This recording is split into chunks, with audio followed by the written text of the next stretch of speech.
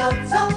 Mister Hiccup ce l'ha oceanico, Mister Hiccup il singhiozzo l'ha sempre avuto. L'aveva ancor prima di nascere, l'aveva a scuola e quando era militare, l'aveva col brutto tempo, l'aveva con il bel tempo.